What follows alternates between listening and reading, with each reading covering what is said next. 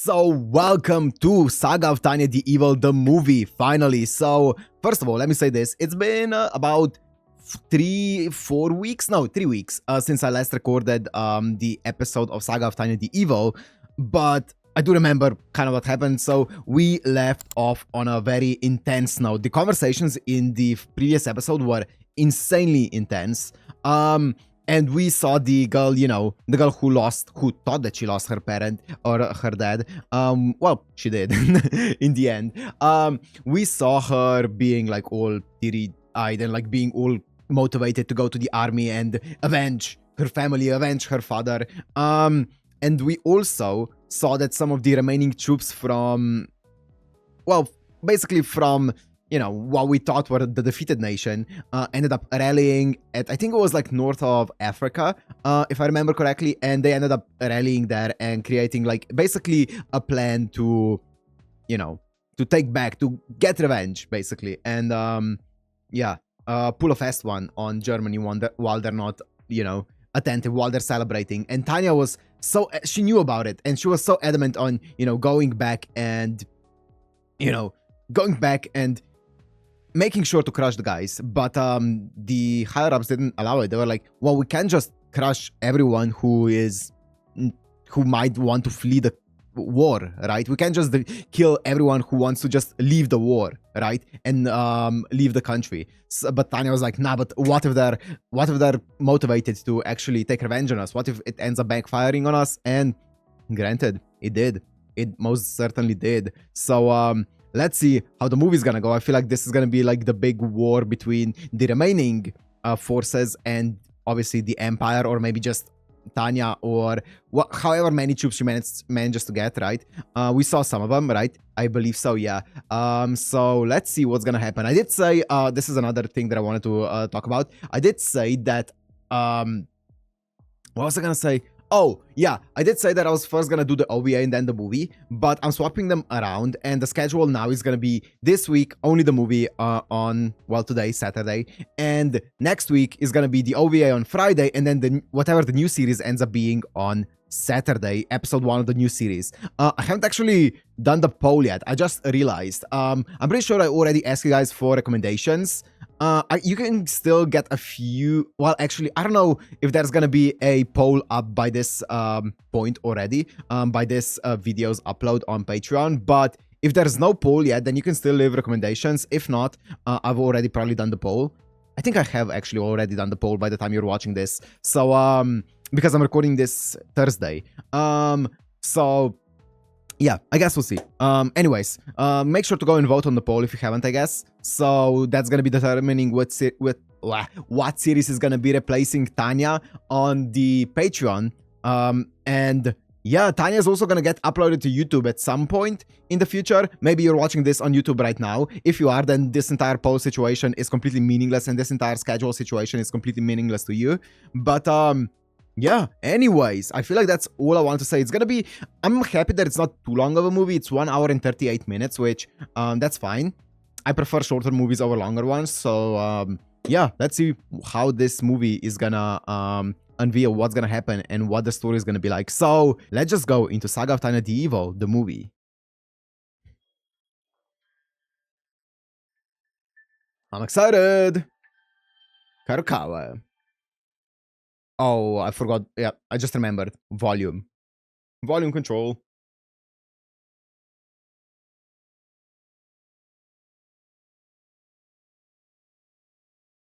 God damn the art. 1966. 1966. Okay. That's late.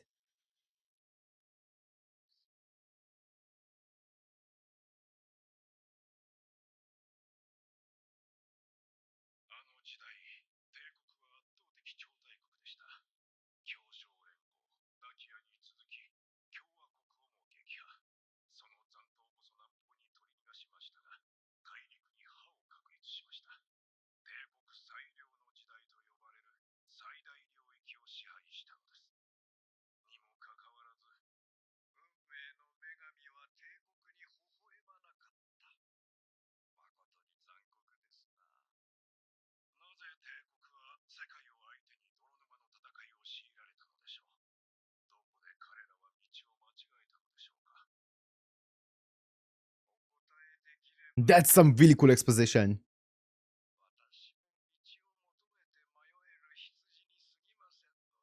We're getting basically the outcome of the war.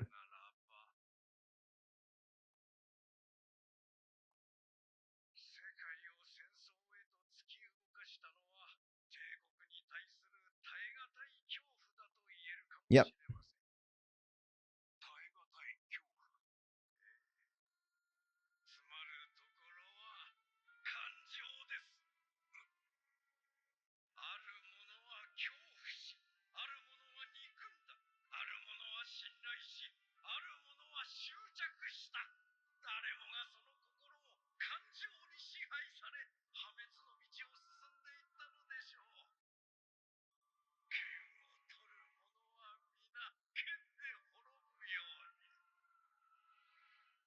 Tanya? That was really cool exposition. 26. 40 years earlier. Yeah, let me say this. That was really cool exposition for like how basically, telling us that, the Empire, why would they do something like this, right? Why would they go against the entire world, or why would the entire world go against them and stuff like that, like 40 years after the war? That's really, really interesting. I love the way that they set it up.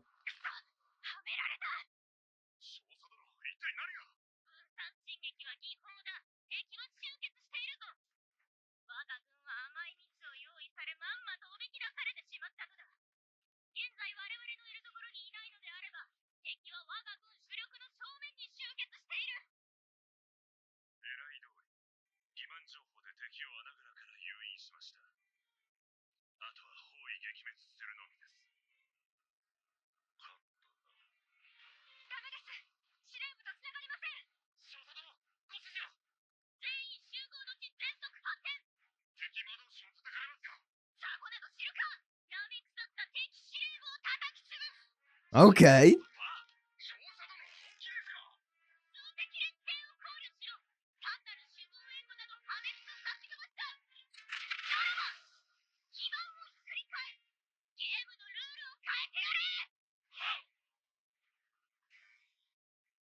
Oh, it's about to go down.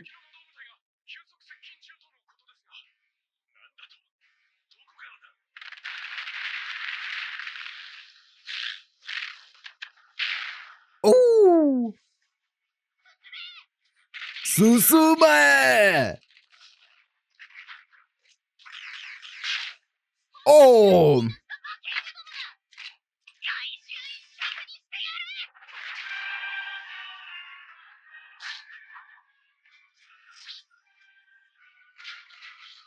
The OST.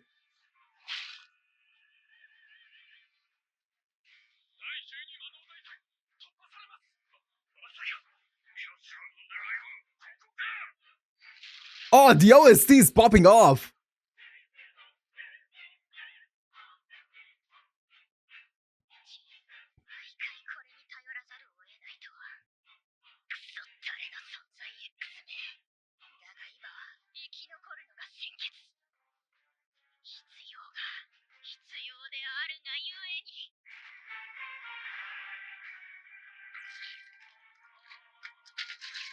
She's praying. She's starting to believe, boys.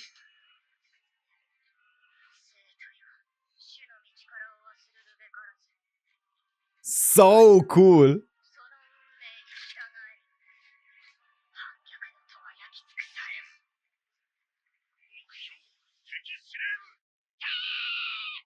Bop!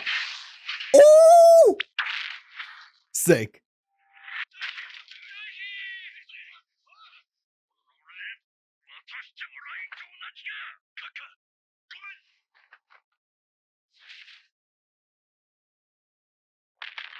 Oh, baby. The impact frame, though.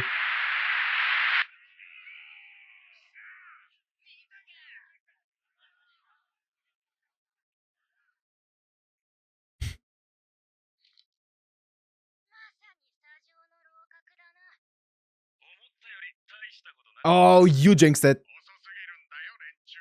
You jinxed it. Oh, I love Weiss. My boy. Escargot?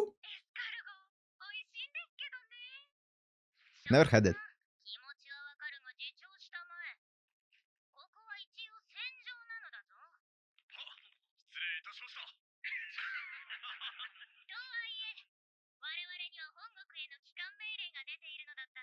Something is about to happen.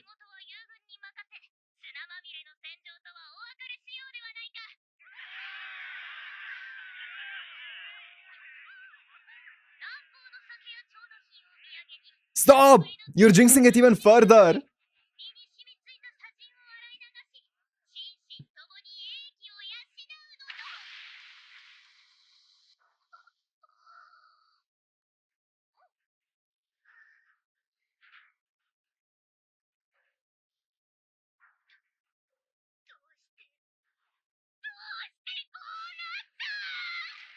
What? What's happening?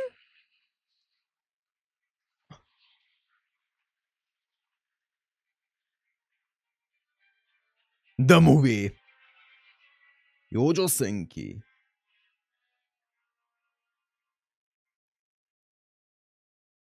Oh, I can't wait for season 2. A few hours before. Thank you. Oh. Berlin.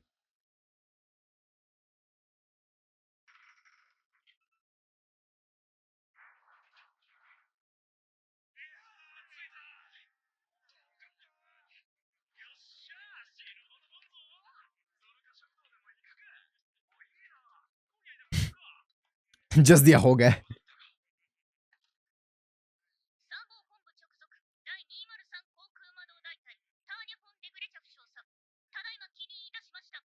Oh!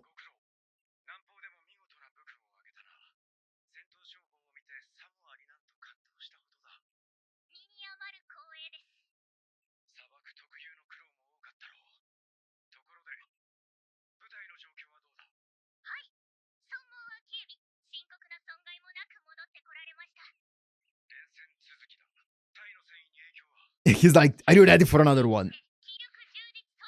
No, they're like, don't do it, don't do it, don't do it. Oh, this guy.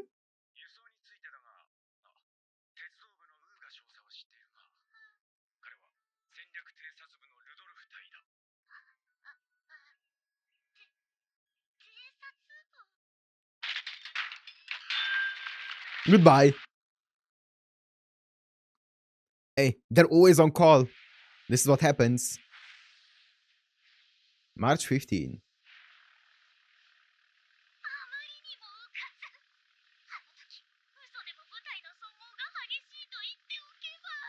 Yep. She's learning.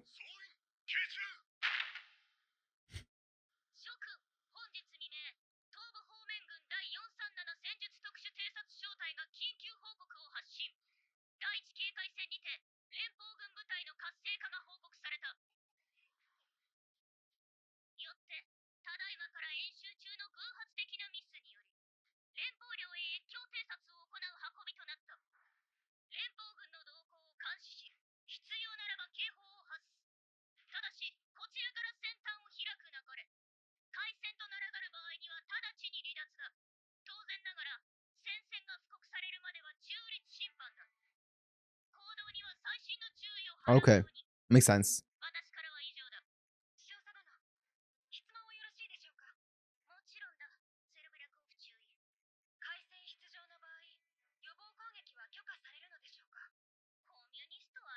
Wow, they're the commies? That's wild.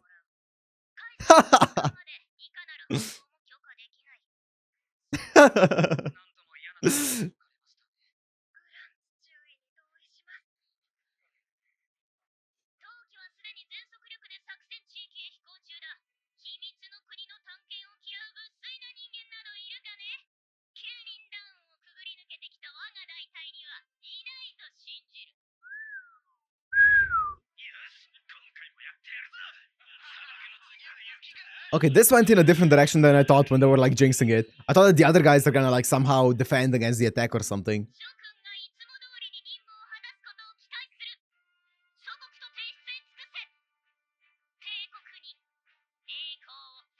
Echo.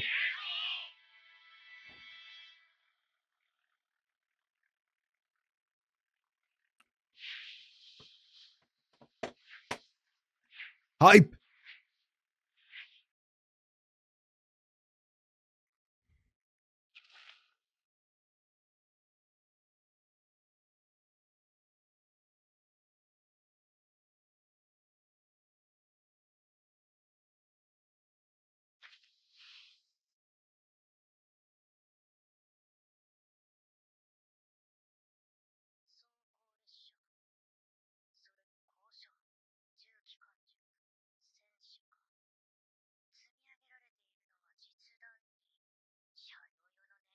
They're ready. They're well stocked.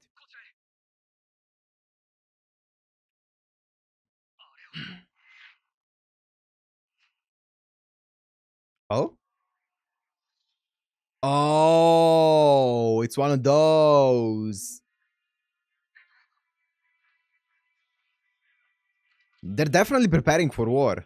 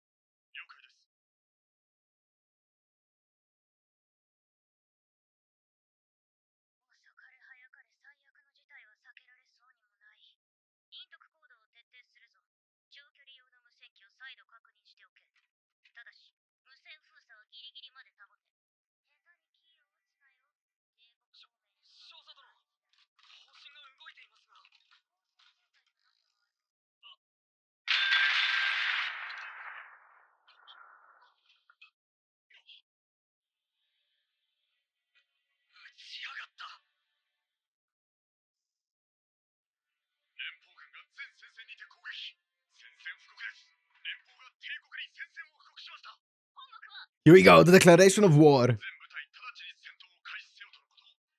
That means open fire. So much for the retreat plan.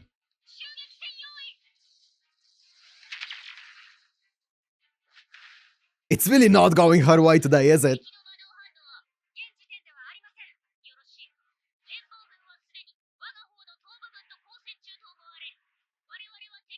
What?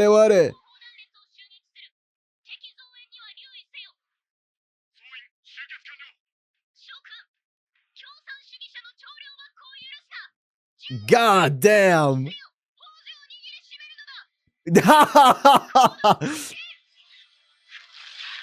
Get him by the balls, boys. Sheesh. Bop.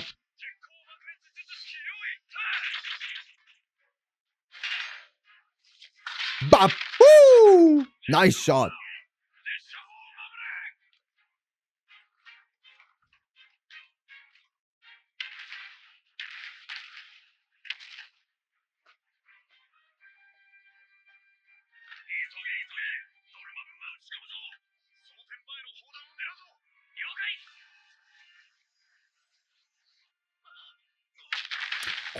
God damn! They got sent through the border with that shot. Woo! I mean, they were really well positioned for the declaration of war, right? To respond to it quickly. So they were really lucky. They were just in time.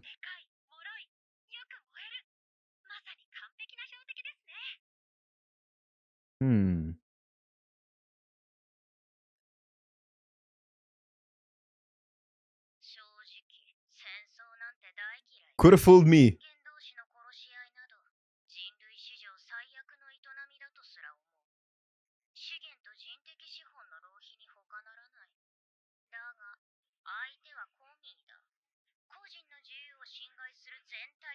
This is really interesting.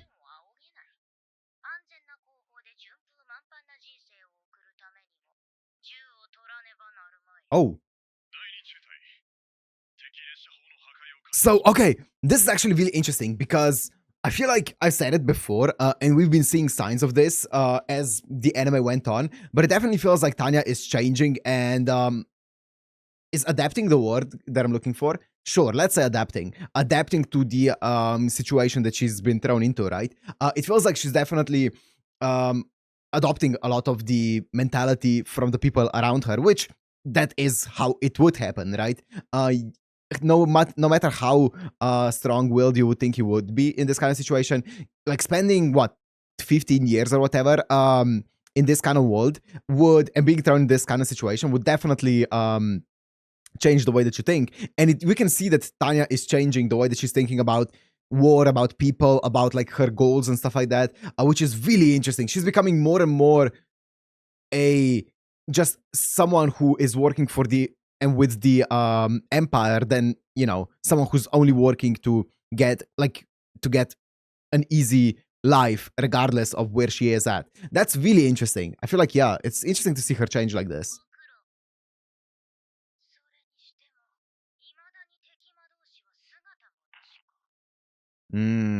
Sussy.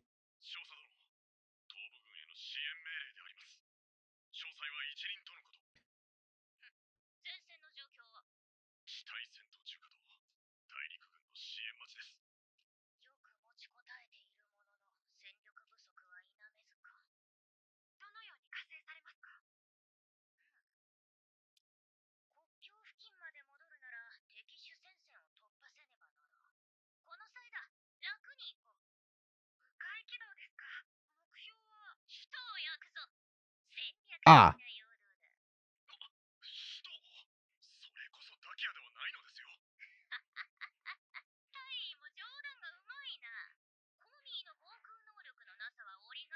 Yeah, look at this.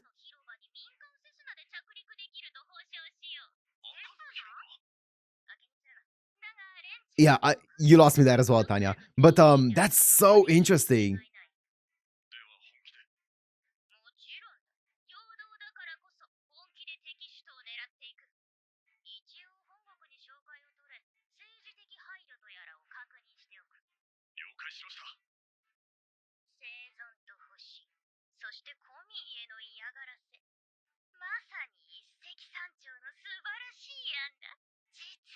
You're sounding so much like the every single higher up in the empire, Tanya. More and more similar to them, at least.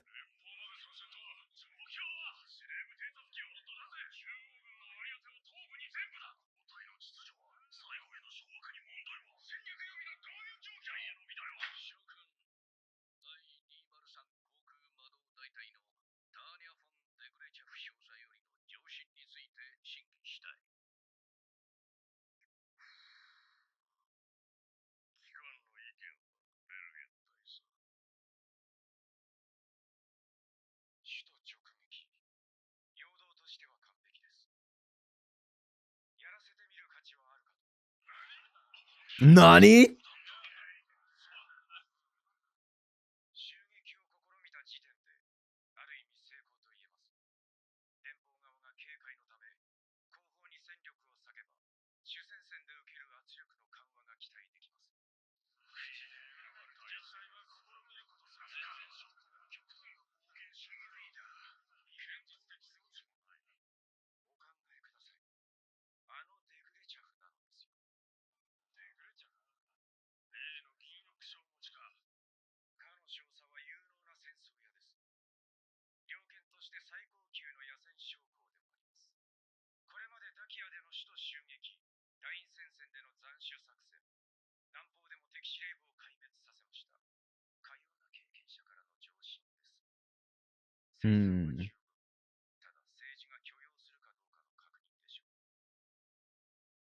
That's a cool way to put it.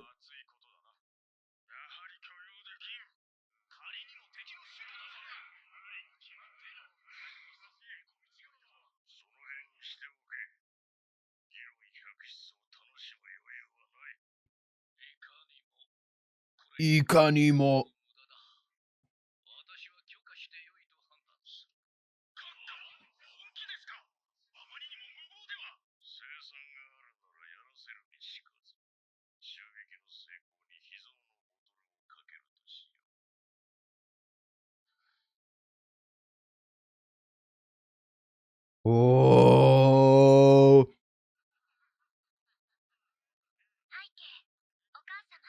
Don't do this! No!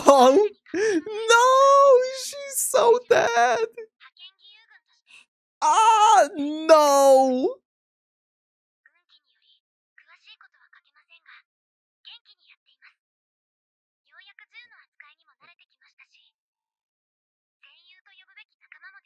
Oh!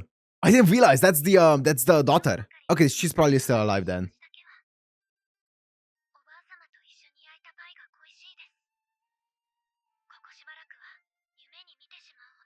I thought they were like zooming into like a random one, and I was like, oh, she's so dead.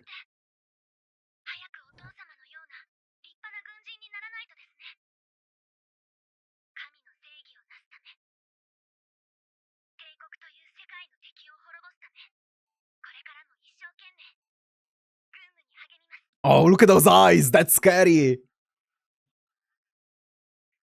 Also, did she cut her hair?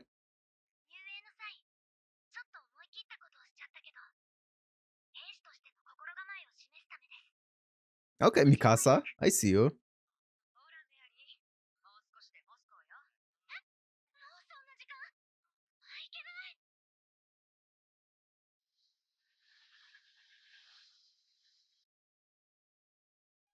Moskva.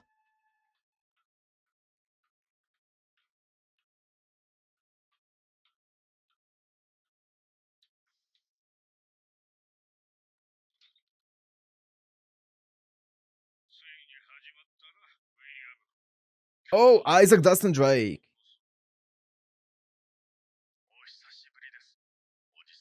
Hmm.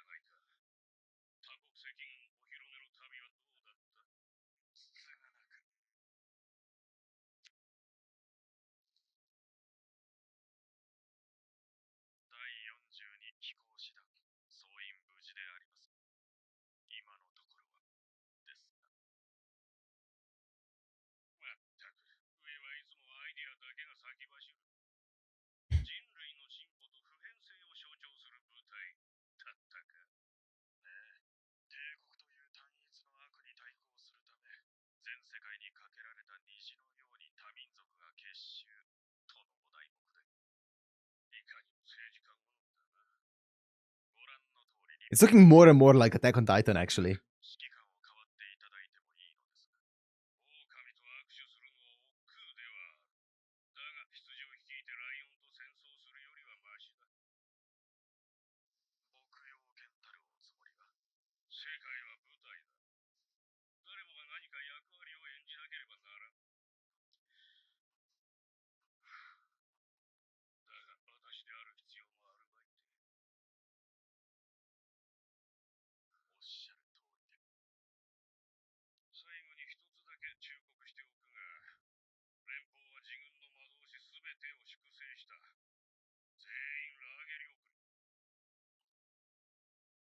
Yikes. Wait, was that nice. The signs at the back. Yeah.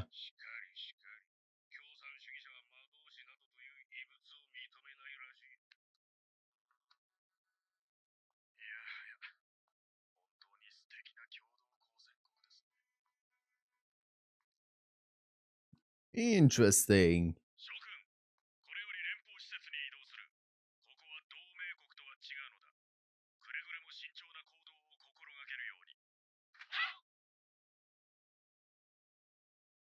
Moskva meeting room.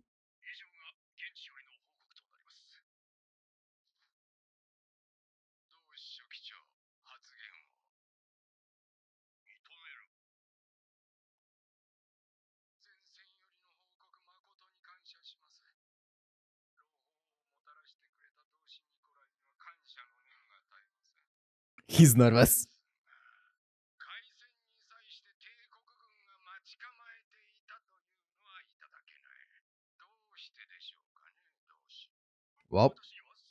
Well, you're going to the camps.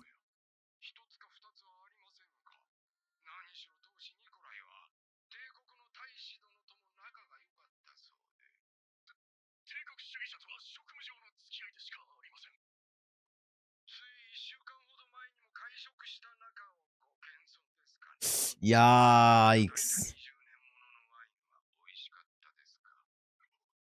Did a full-on background check on him.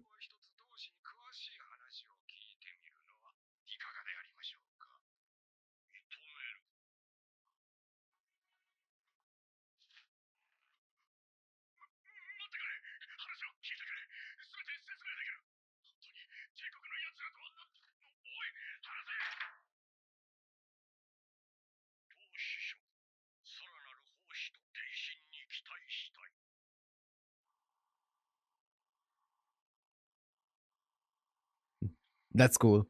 Dude, look at the art. The background art is so gorgeous.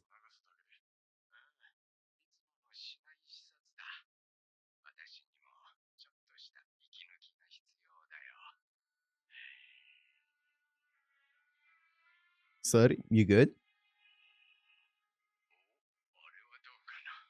Huh? Sir?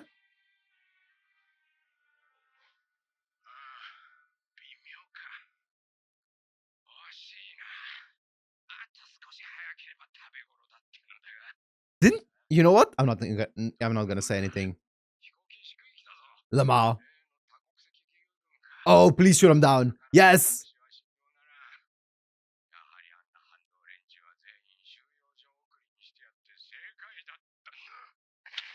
Yes. Goodbye.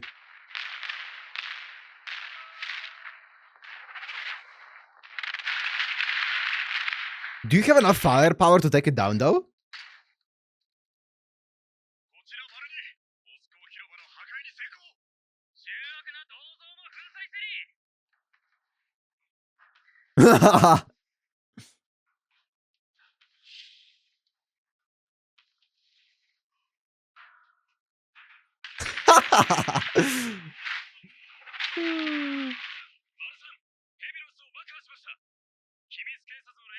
Yeah, get the commies.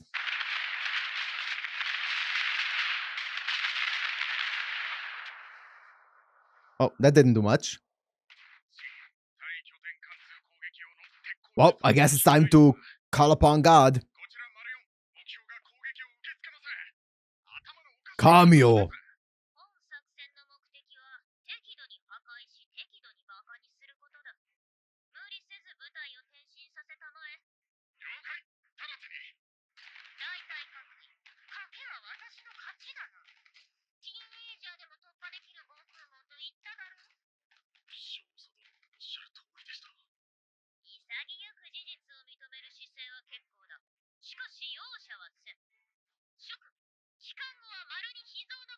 Bro, you are jinxing every single battle.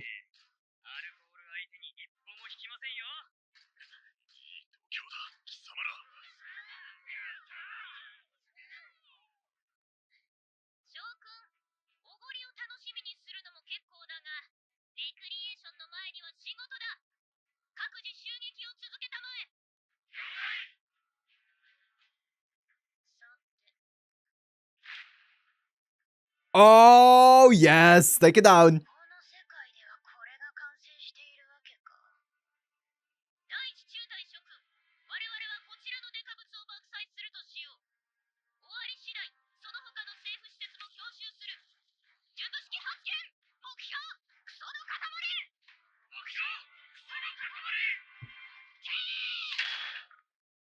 Question. She said in this world, that thing was completed. Was this ever a project that was like happening in the real world? Because by the way that she was talking about it, it seemed like this was a project that was actually also happening during our war, but it never got completed. Was that the case, or was she just saying that it happened in this one, didn't happen in ours?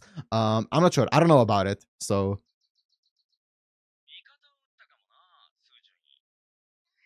that's wild. You might have shot an ally.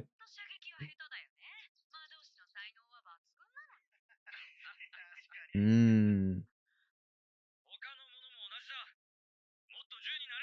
feel like she's gonna be really badass though. Once she gets like really serious and like gloomy.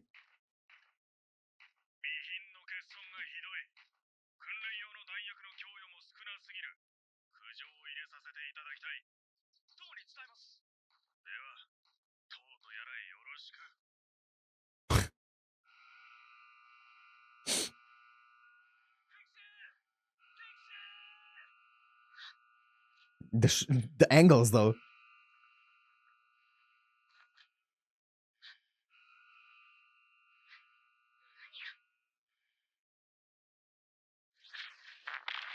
Ooh!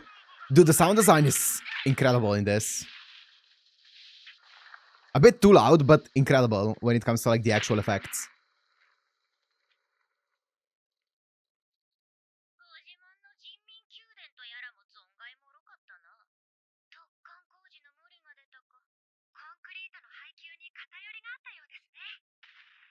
Huh.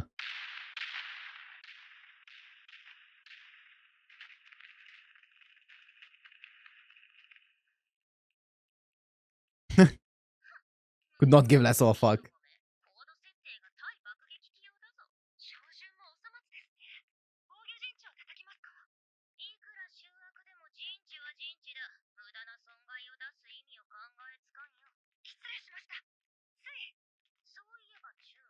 They don't care.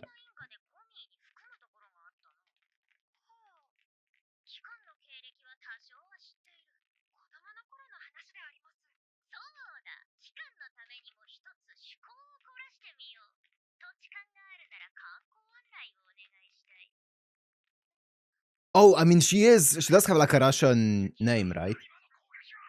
So that makes sense. Oh, yikes. Once again, though, it seems really interesting that Tanya is basically being like, hey, it seems like she's trying to find a reason to fight even more, right? And to kill even more people, which is interesting. Once again, showing like the change in Tanya as a character.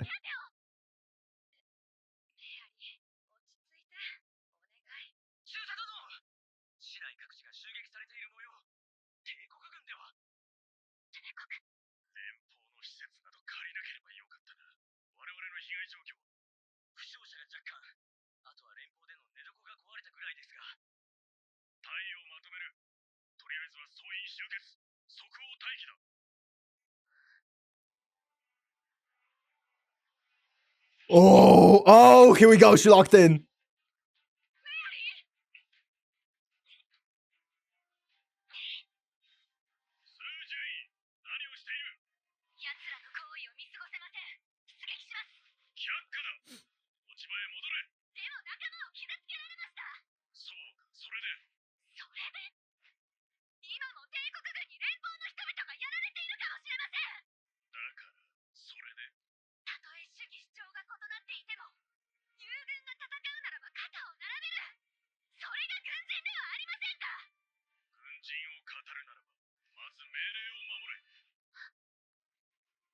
That's true. He's right. That's like the number one priority of a soldier, right?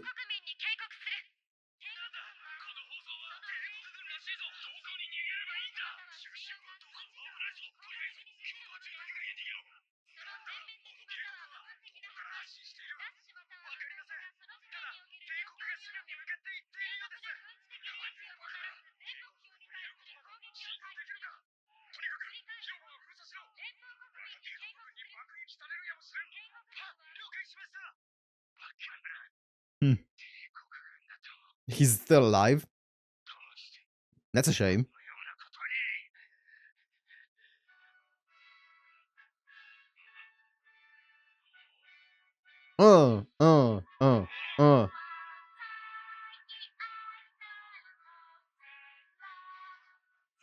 She's enjoying herself so much.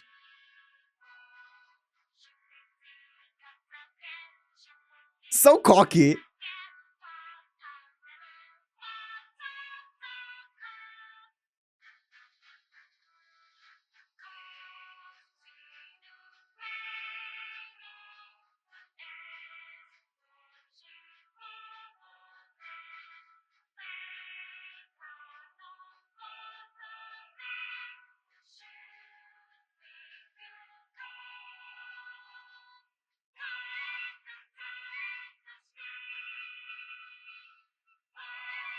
That's so insane.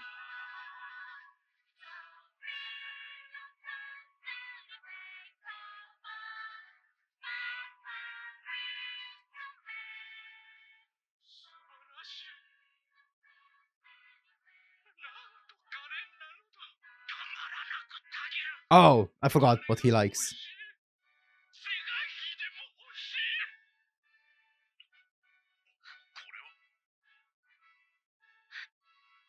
Yo!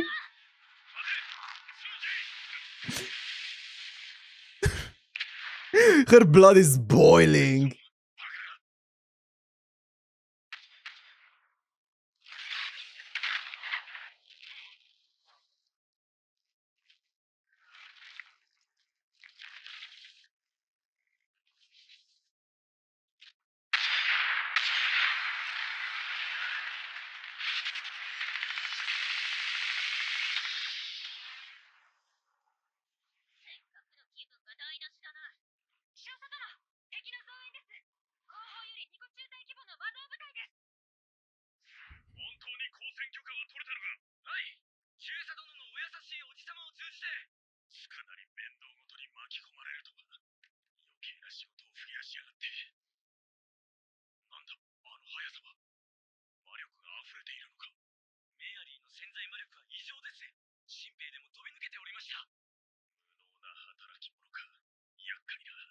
That's a bitch.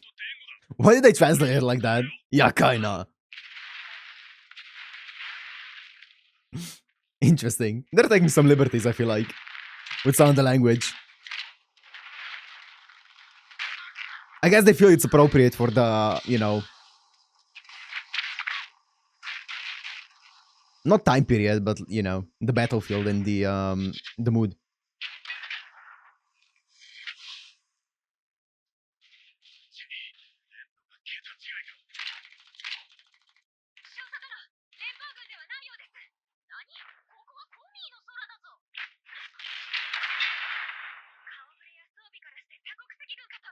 Yep.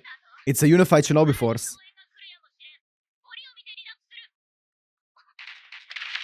Woo! Hey, got two of them.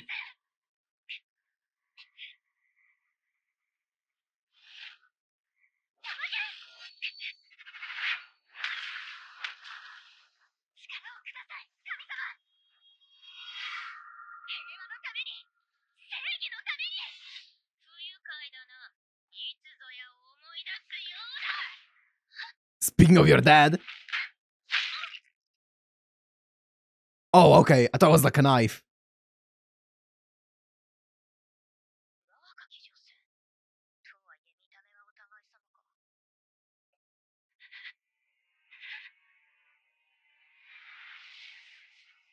Oh, shit. Oh, shit. I forgot about that.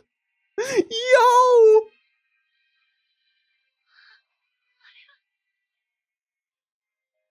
Yo, that's disrespectful. That's disrespectful. That's wild. Oh.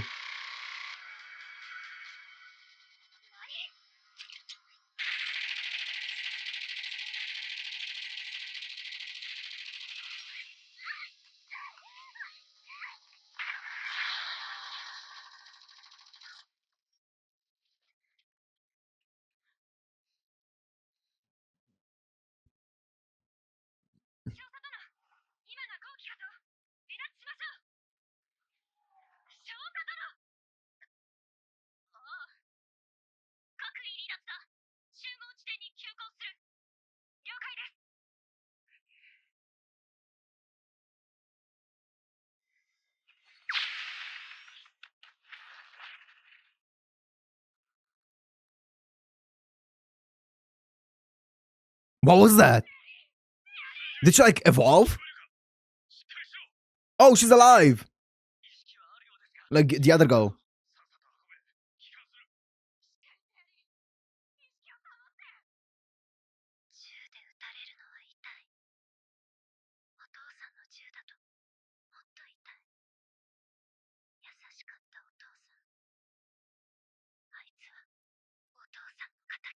Well, you know.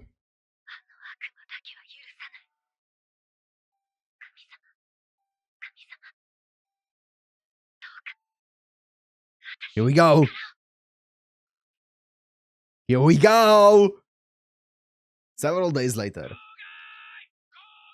I was gonna say something. Wait, what was I gonna say? Shoot. Oh yeah, it definitely feels like this is one of those situations where it's like, you know, those who shine the brightest burn the fastest. It feels like Tanya is just blazing ahead at like such a speed that she's gonna just end up crashing down. And yeah, she also seems like she's going like more and more towards the maniacal, you know, just basically a classic higher up of the empire, right? Not really just a person who's trying to their best to live in peace, right? It feels like she's enjoying the war and enjoying the victories for the empire more and more and more, which is interesting. It feels like she's getting more and more of an allegiance towards the empire. That's so interesting. And also, I wonder how, if this movie like ends up like, you know, the entire thing that we saw at the beginning of the movie, like about the talk of like the empire and stuff like that 40 years from now. I wonder, like, it feels like it kind of set up the end of the story with that thing, right? So I wonder how there's gonna be like a season 2 and stuff like that. And also, I don't know if there's more material after a season 2 or if the eventual season 2 is gonna adapt the entire story. But I don't know. It feels like this movie is setting up the end of the actual anime, but it's obviously not the end. So that's gonna be interesting to see how that's gonna go down. And yeah, being X is never gonna let Tanya have an easy life, no matter what. So I don't know why she's even trying. I guess she wants to show him that she can have an easy life even with him trying not to make her have it.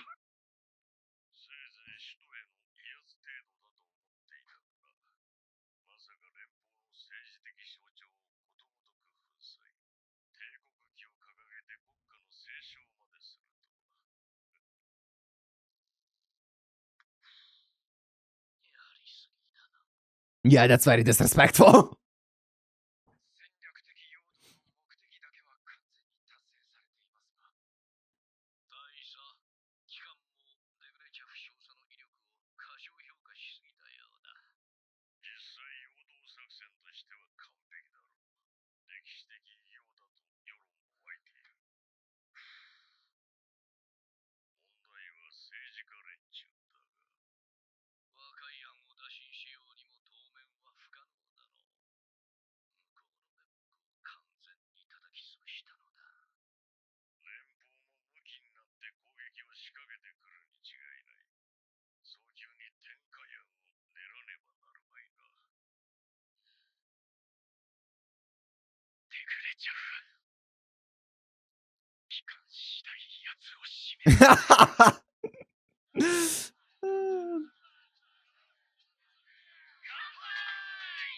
Kampai!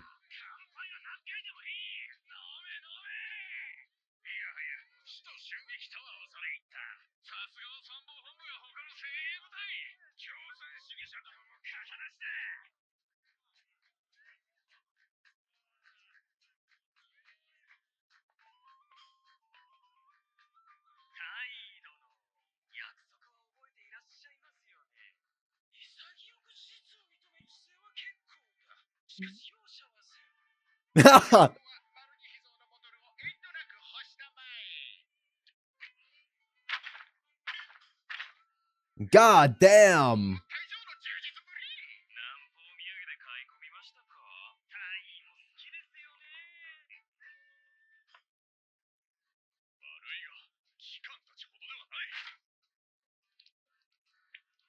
That's a lot of wine.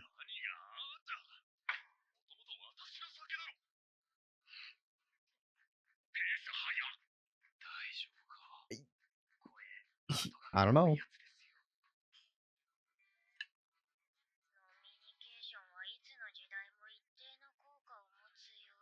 Preach.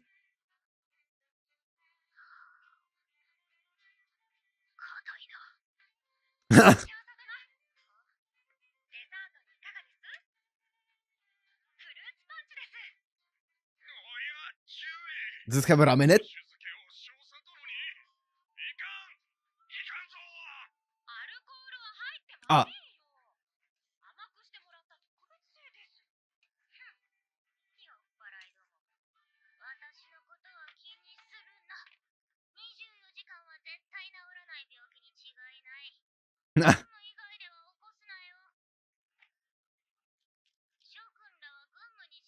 Also, she's like 25 kilos, so I feel like one sip of any kind of alcohol and she's like done.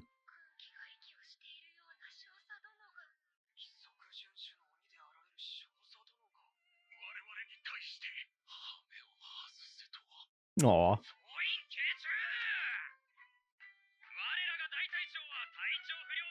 Yes, she's enjoying war more and more. Interesting.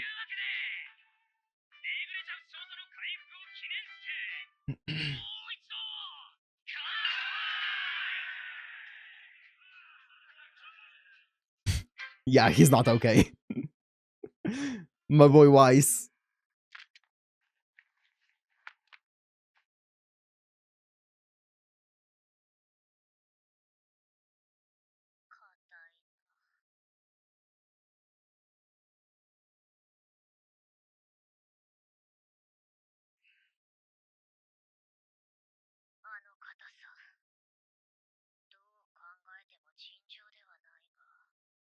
Oh, being X? Mm.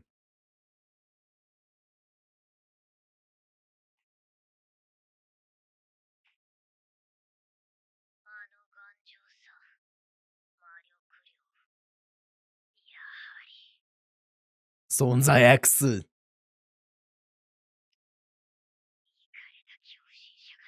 Yep. He's never gonna let you, like, have an easy life, no matter what.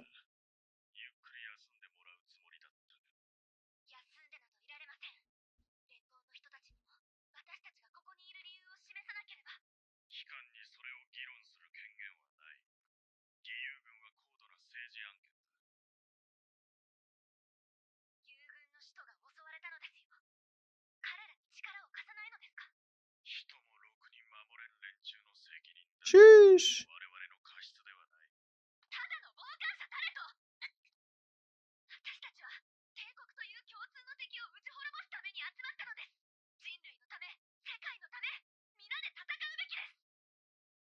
Oh wait, can I go back? Can I go back? That was a sick scene. The way that they did the cutaways with her, like, you know, shouting. That was a cool scene.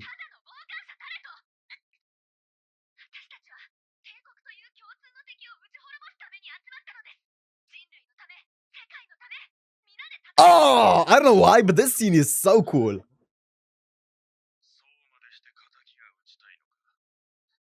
She got me hyped up.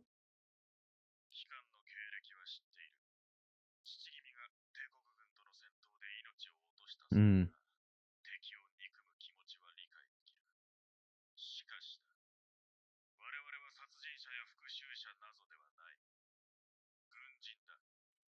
Mm.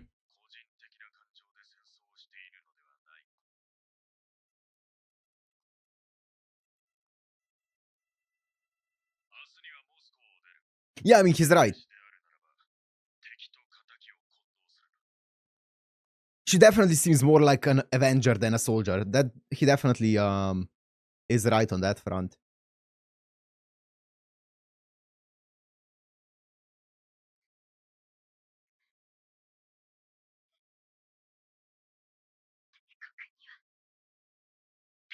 Oh, that's so badass.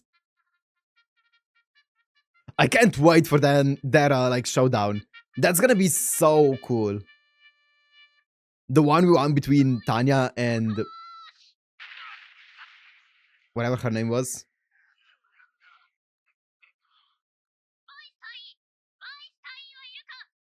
He's out of commission. Oh, he's not out of commission. Holy shit.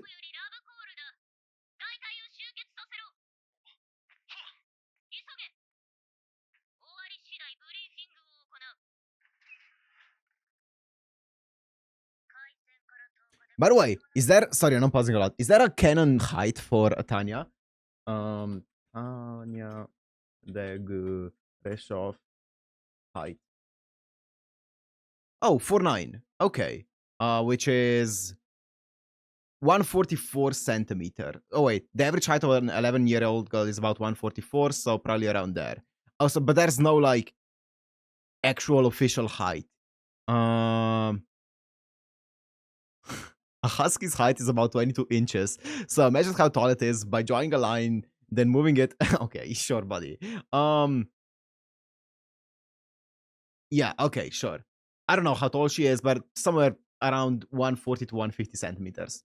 Okay. I was just thinking about that because I just saw her looking mighty tiny here as well.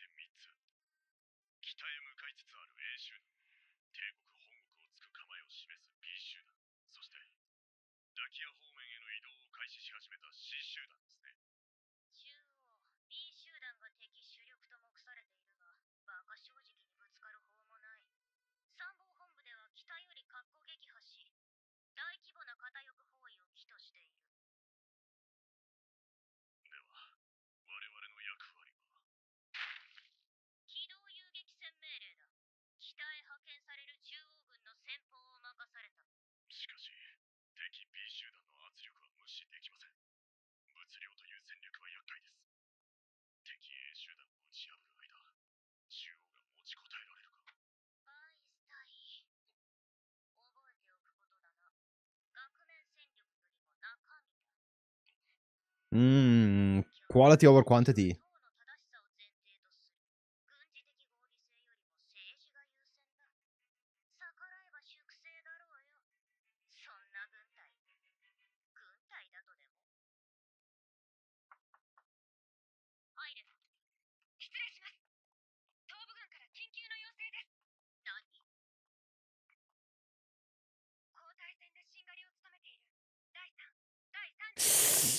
Oh.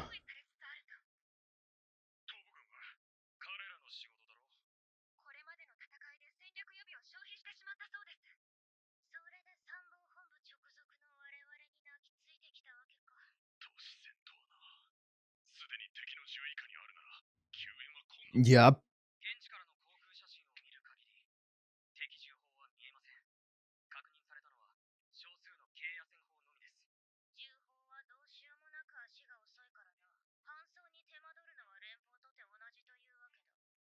Hmm.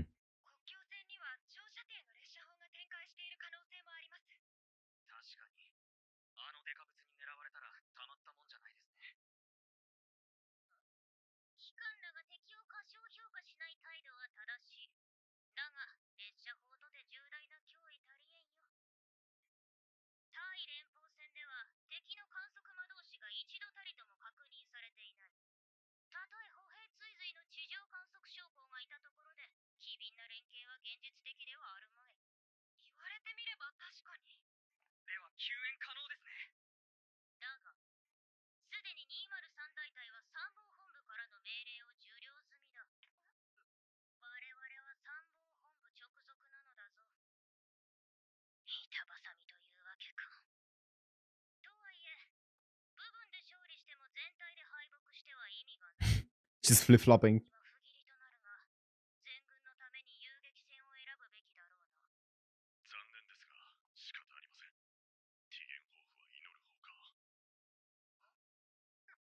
Pray? The box.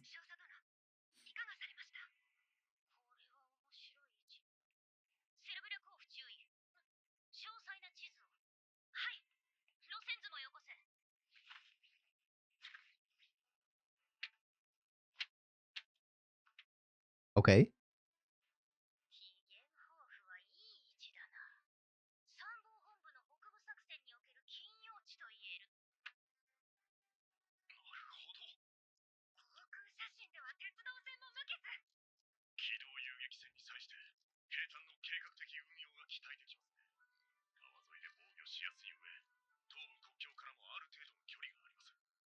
Oh.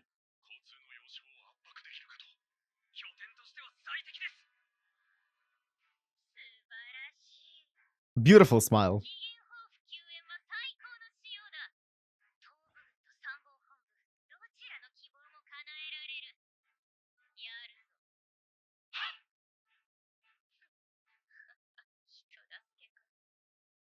Not used to it, huh?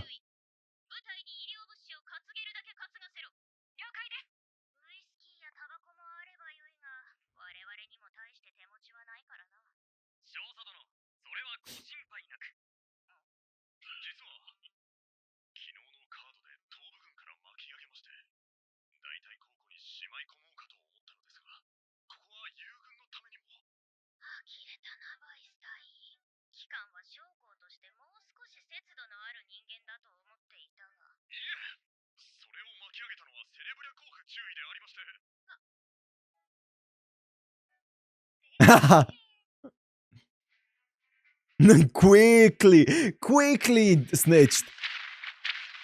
Zero consideration. He was too afraid of Tanya.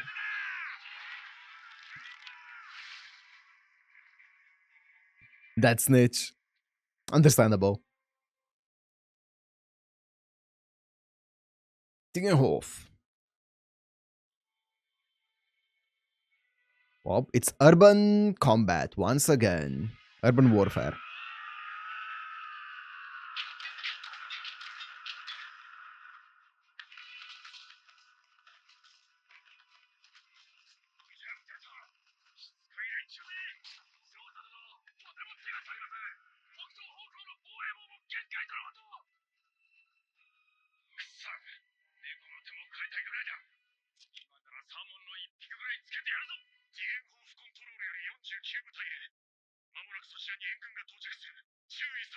He spoke it into existence.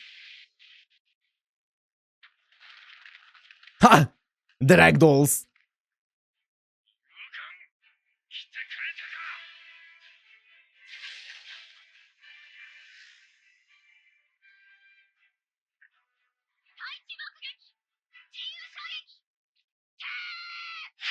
Pop.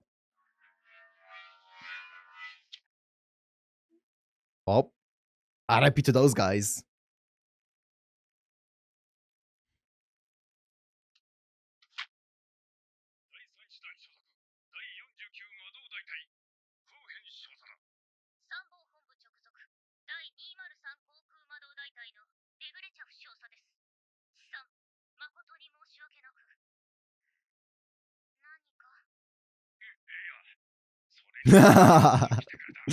um,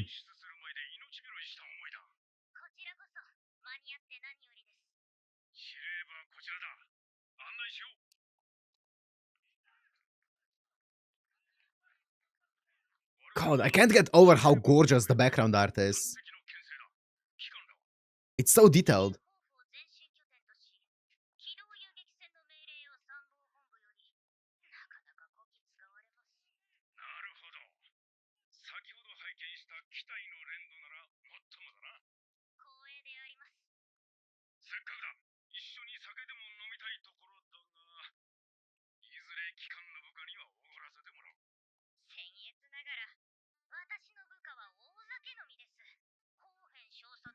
Oh, the banter.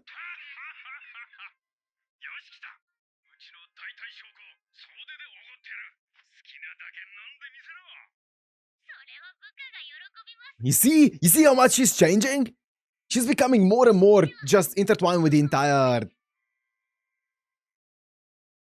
Which is the relationships within the empire. She's becoming one of them.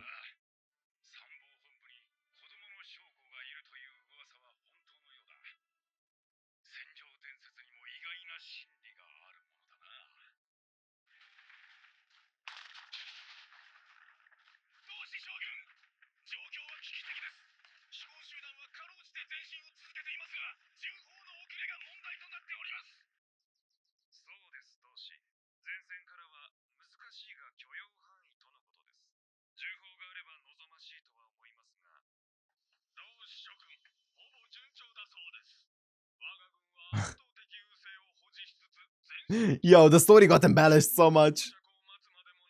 No, poor guys.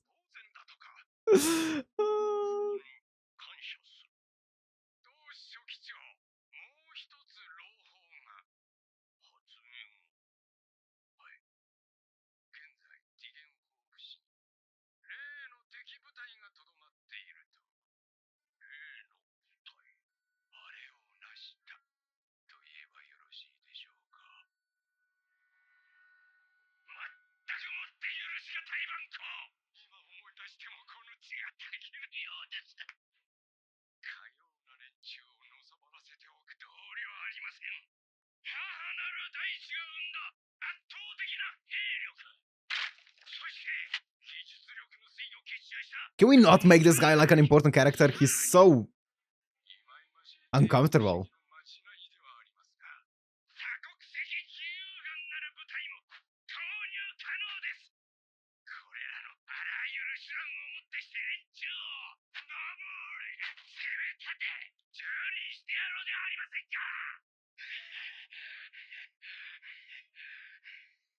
My guy.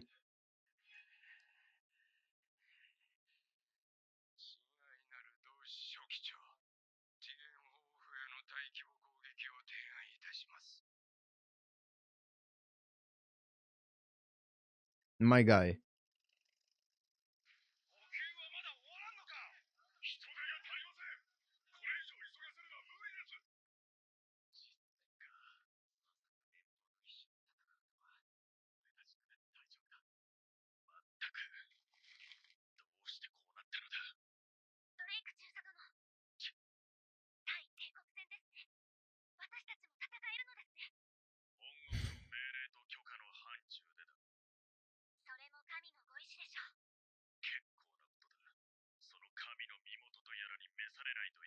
Well, actually, funny you say that.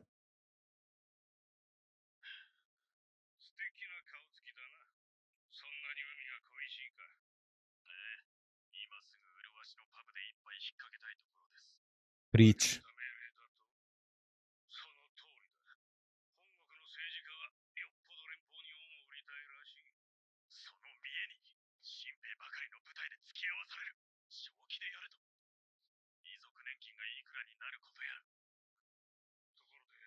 Wow. Mary Sue.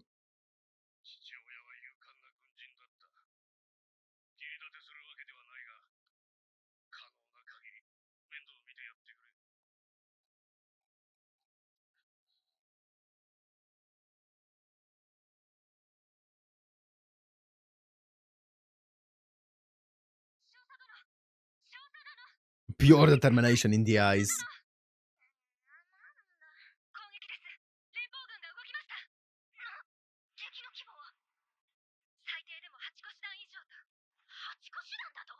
Wow. They actually approved the request.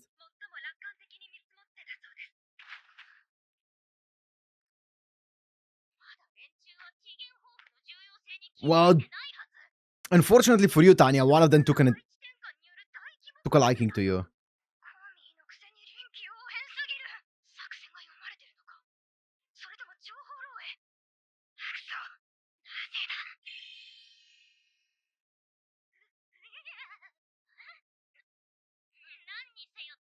she found the chill.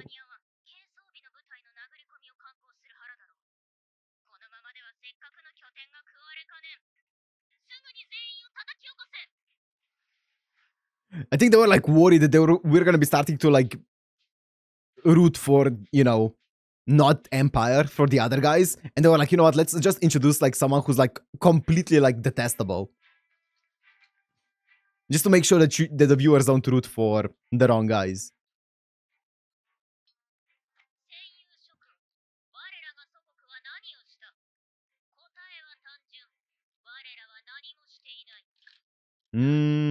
True.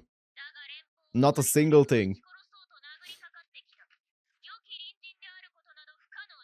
Yes. So we must kill them all.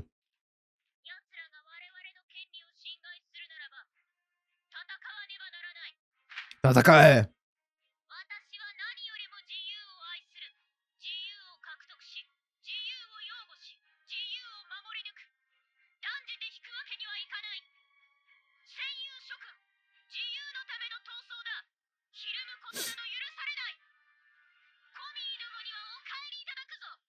That's wild.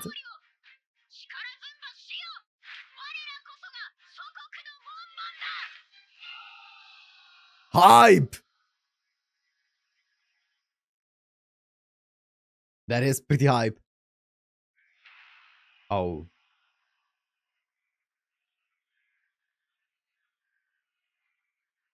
Okay.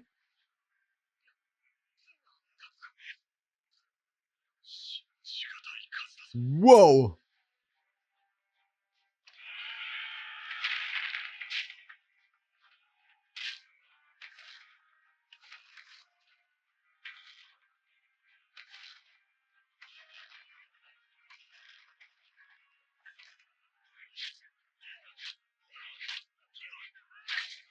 Oh my god, with a shovel?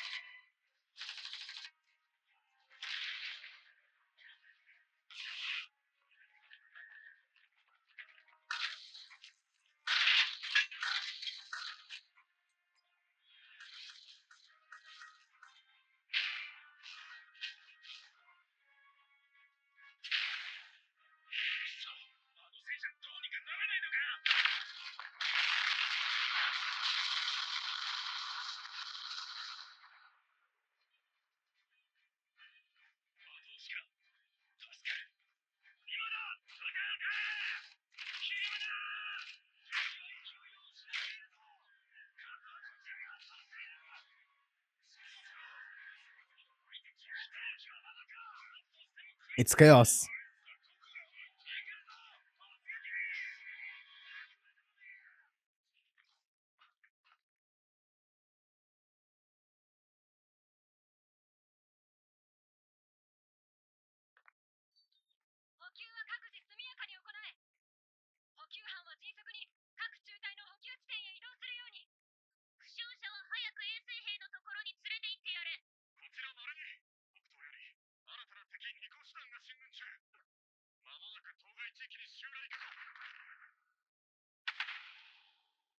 That's a lot of people.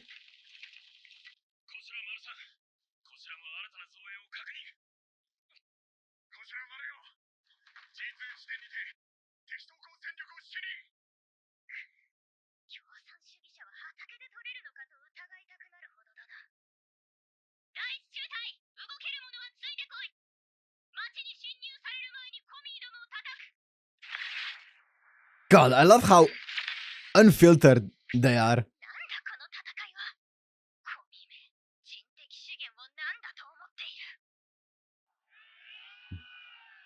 Wow.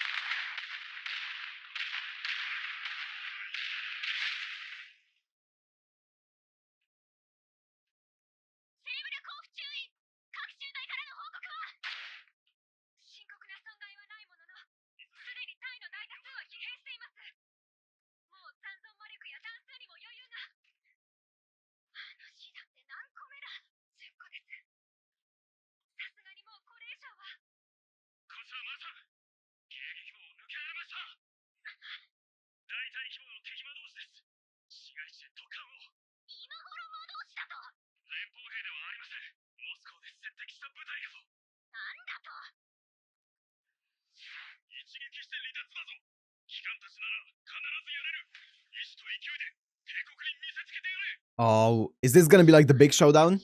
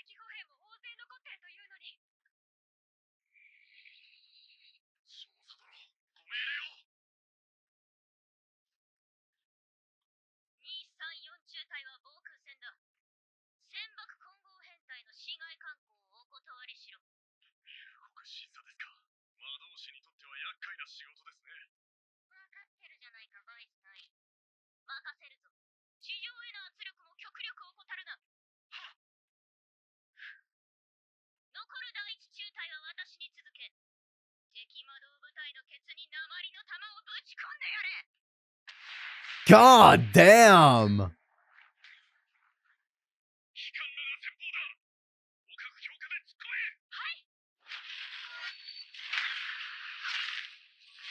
Sheesh, Mary!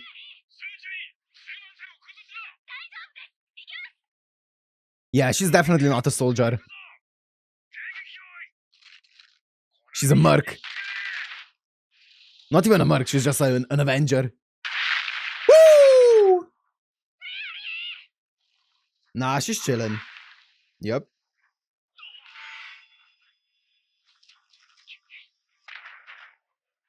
God damn!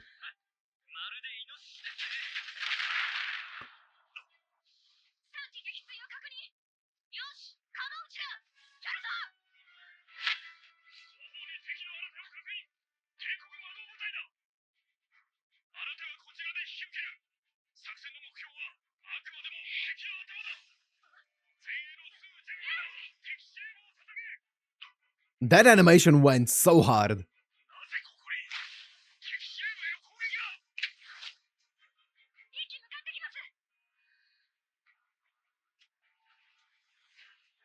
Cameo. We should do it? No, not yet.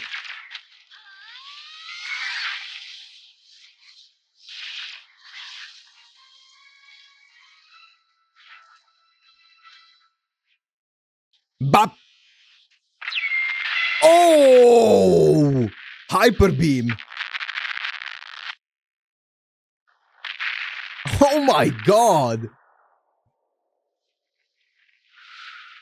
That was a bit of firepower. Sheesh. Yo. Melted half of the city.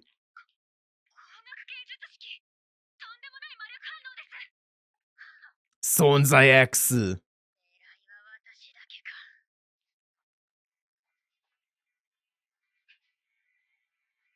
The golden eyes.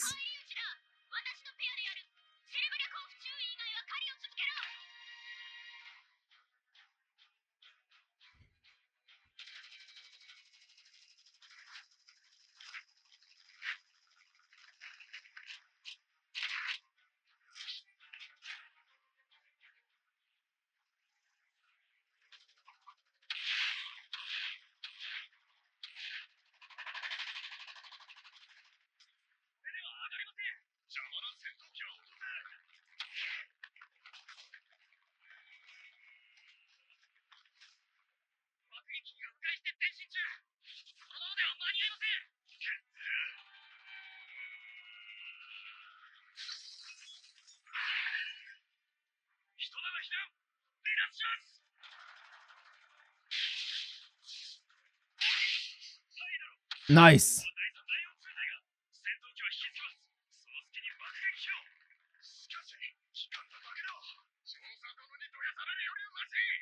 Nice. Okay, I thought he was gonna get shot.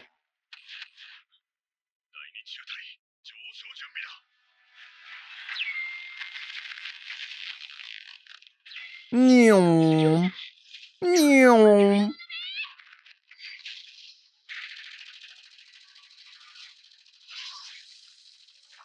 Oh, the animation is going so insanely hard.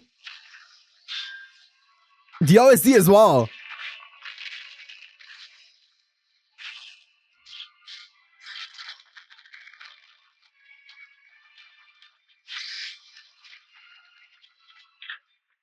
God, I love the camera work. That was so sick.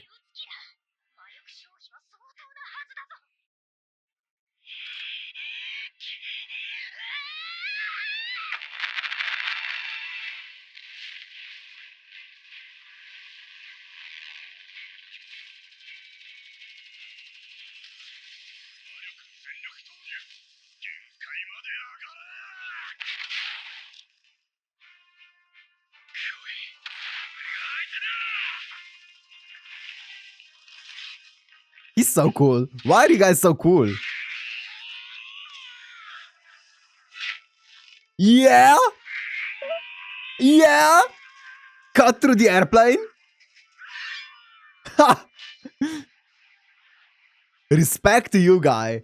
That's great.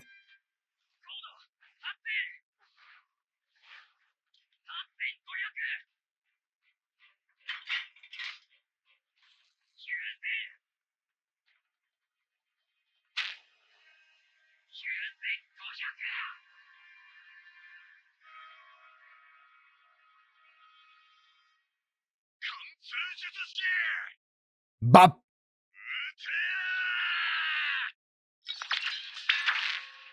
Oh shit! Goodbye.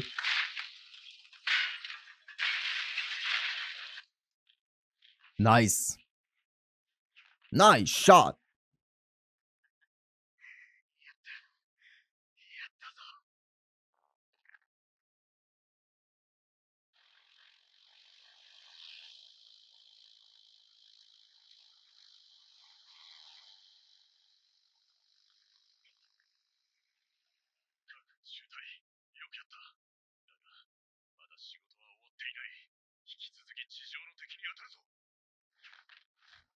Weiss, you're so cool.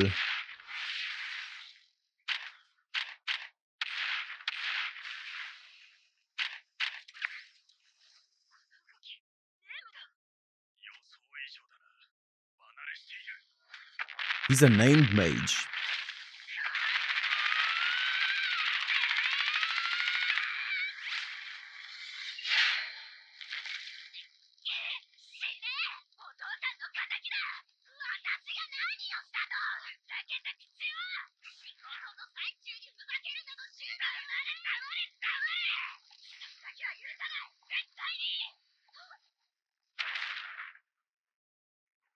Yep. What did I do to you? She said. Wild.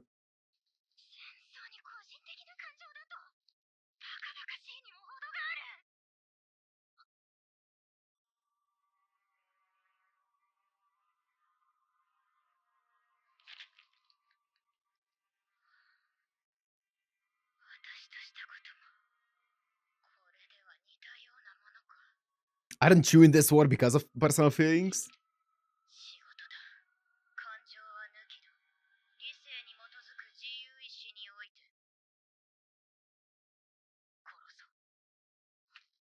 Yeah.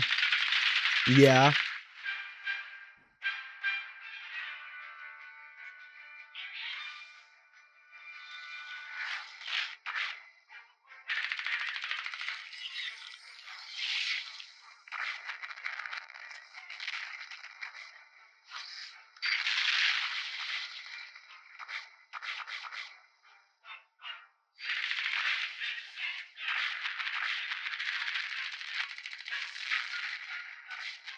God damn! Gorgeous.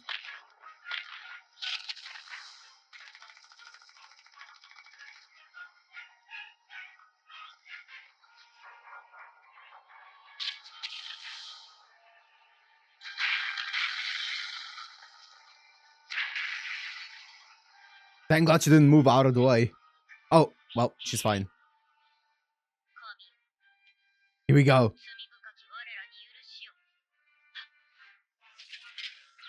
Oh, baby! Oh, direct shot.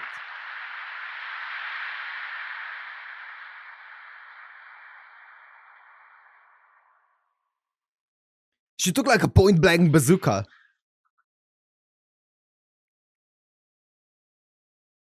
Nah, she's fine though. Walk it off. She walks it off, for sure. This nothing but a scratch. Oh, and it's in a church? Absolute fucking cinema. Oh, baby. Yo, look at this. Yo. Yo.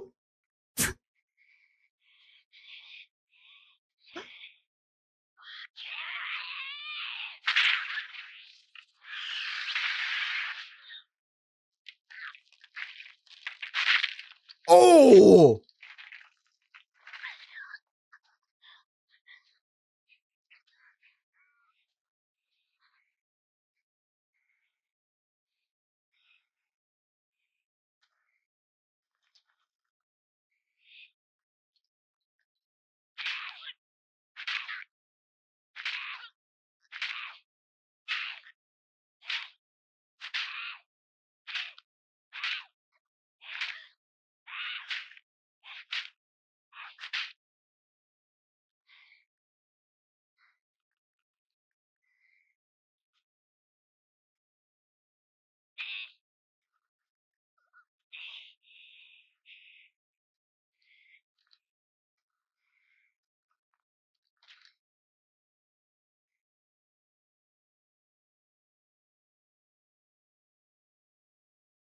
Oh, her name is Mary. I just put it together. Like Virgin Mary.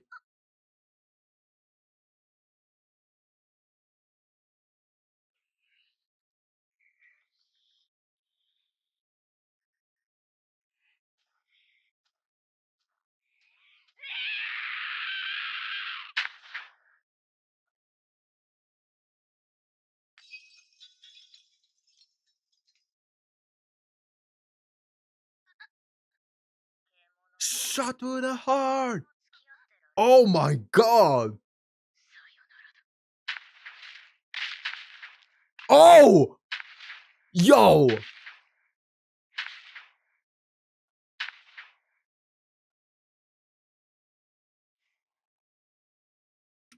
Now there's only the mom left.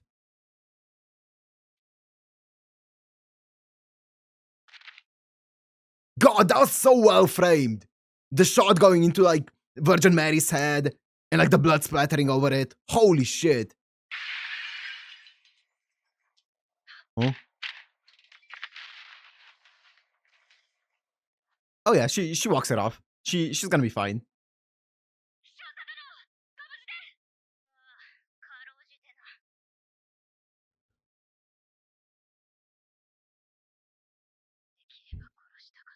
Wait, what? You didn't? That wasn't killing her? What? I guess she actually does walk it off. What the fuck?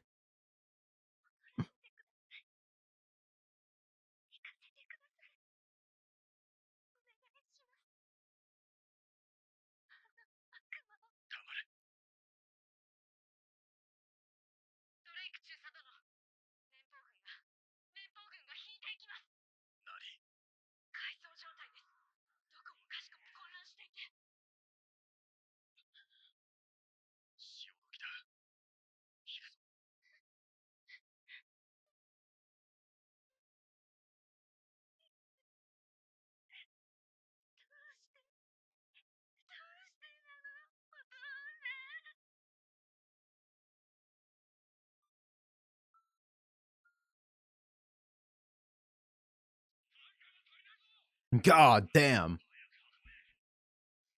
What an absolutely incredible fight. Holy shit. I was waiting for it. I knew it was gonna be fantastic. Oh my god, it's so good. The entire teaming of like just the church being there and all the shots and stuff were so well done.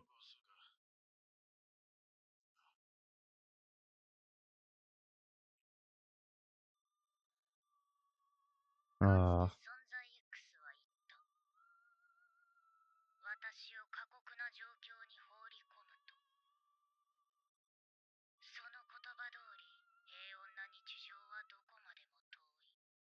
yeah.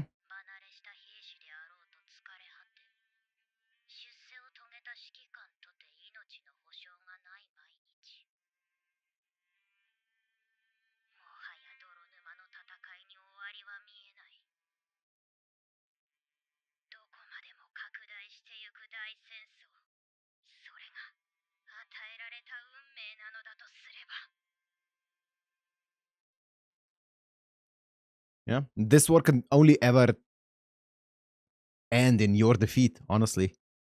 Wait, which month was it? Was it still April 9th? Okay, so it's a few days or like a week or whatever after.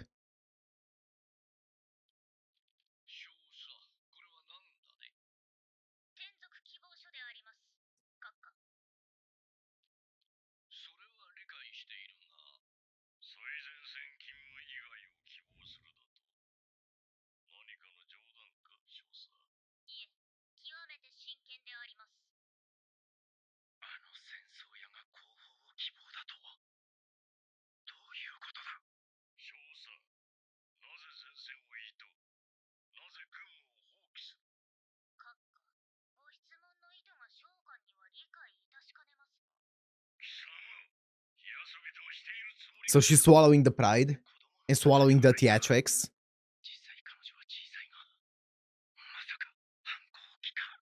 This guy is so funny.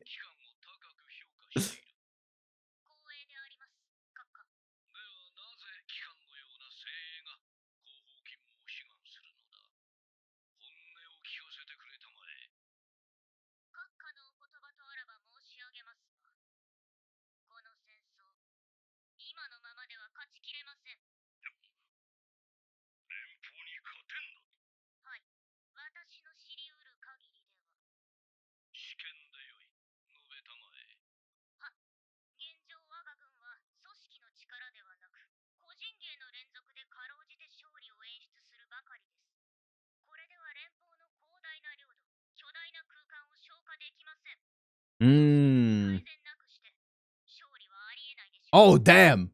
She straight up said it. Okay.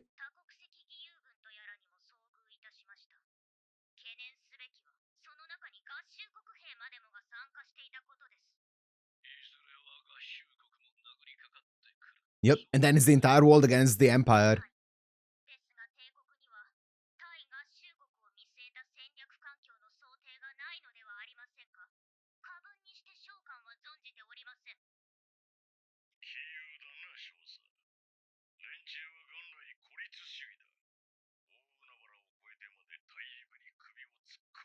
No, they would never involve themselves with like foreign politics, right? The US would never.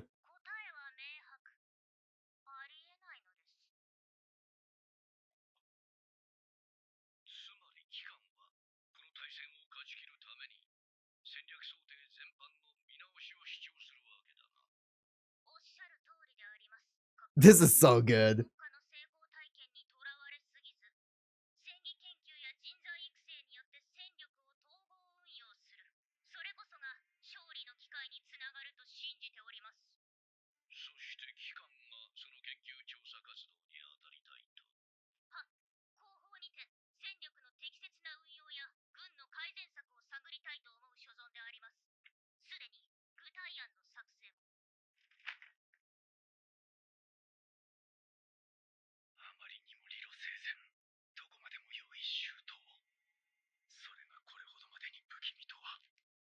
Wow. I mean, yeah, she has experience from history.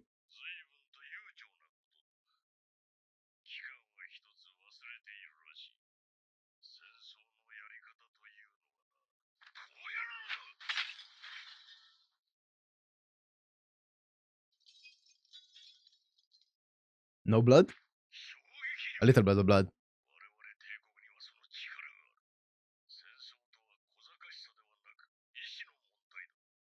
Ah!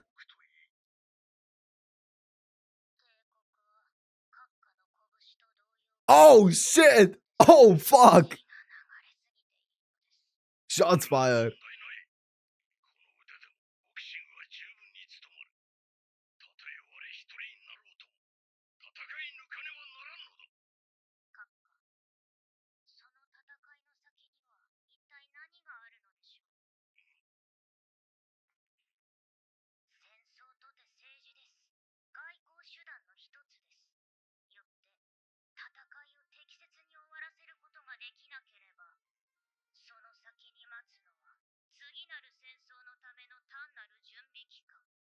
Yep.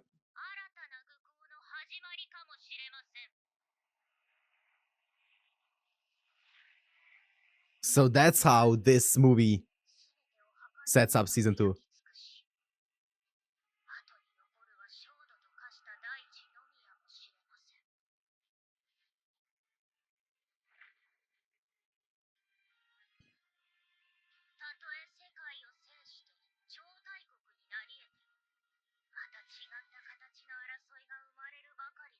Yep. War never changes.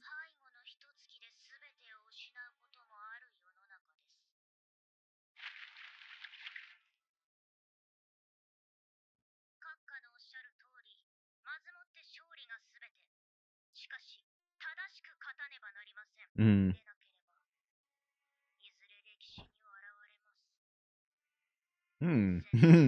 Nah.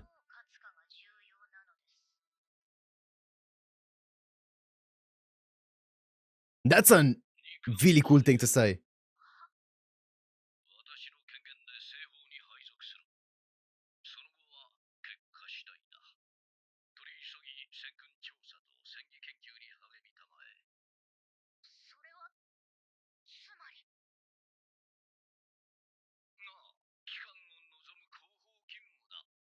have a feeling it's not gonna be as easy as she's thinking, though.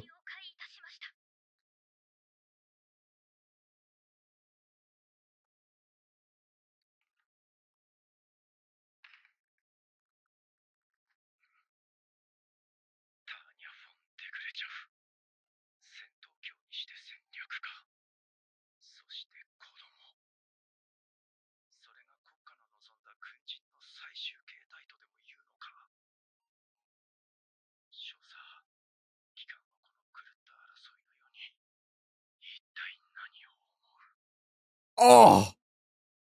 Oh, Miki Shinichiro's delivery of that entire monologue was so good. Gave me chills, man. Holy shit. What a fantastic VA.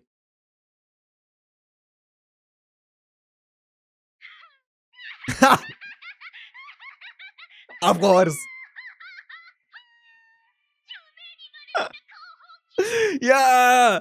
You did it! You did it!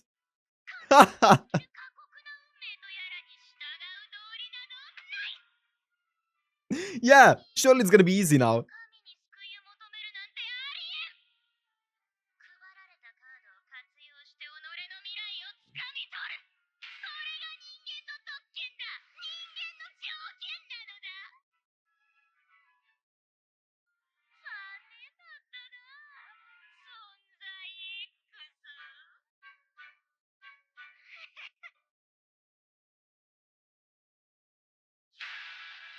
That's how you end it. Oh, boys.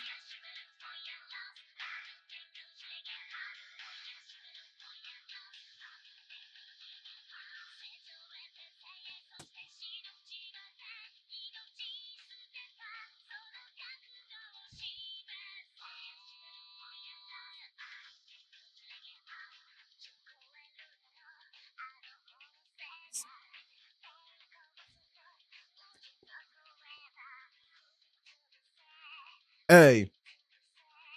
Hey.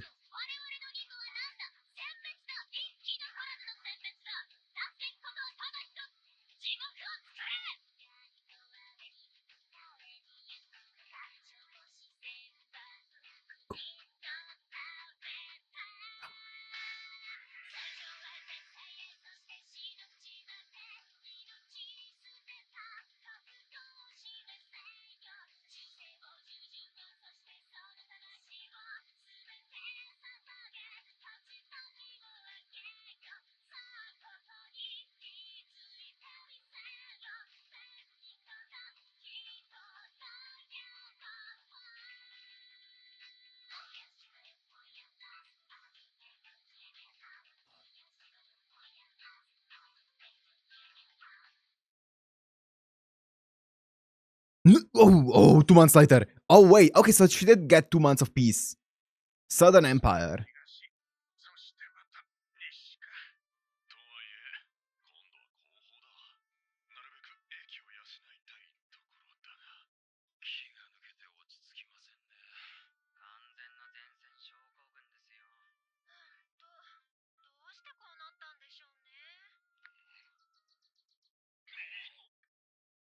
Was it like a royal flush?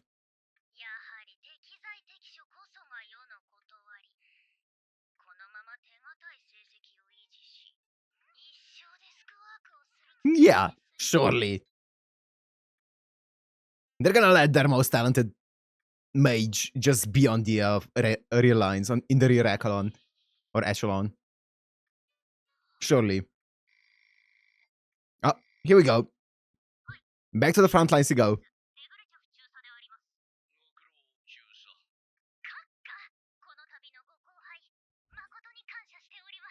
2 months up.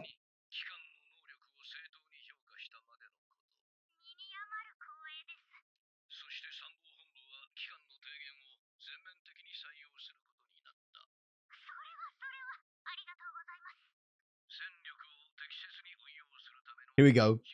Here we go. Here we go. Practical.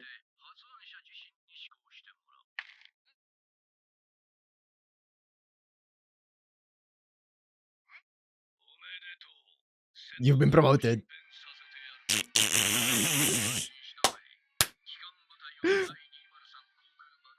You get even more responsibility on the front lines now.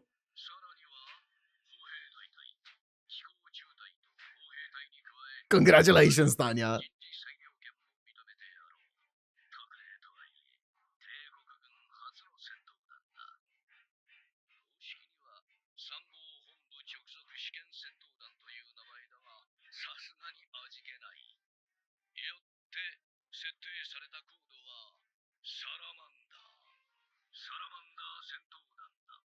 Kampf group, okay.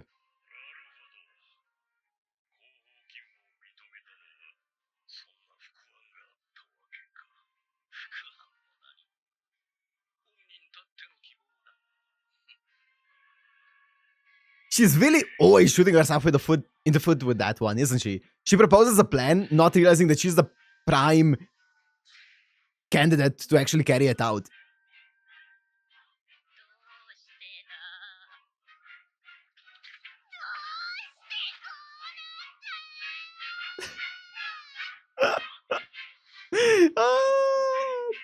Oh, okay.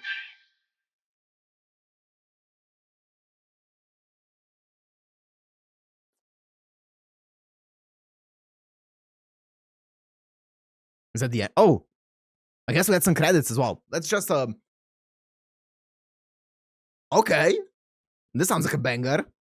Let's jam out to this before we actually go into a discussion.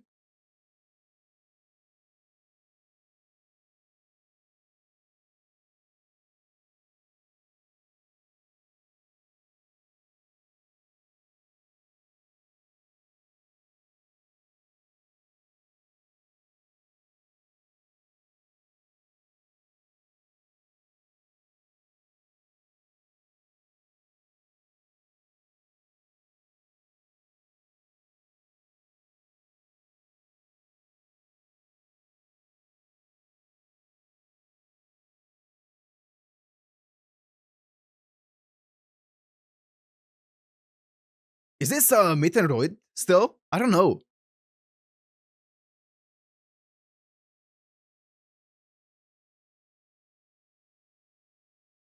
It reminds me of the newest ReZero ending. That's why.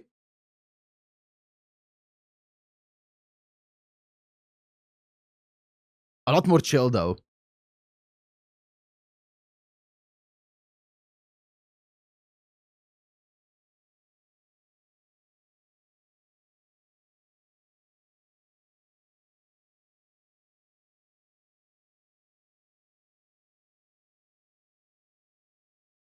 I can check it out. Oh. Oh, this is a banger.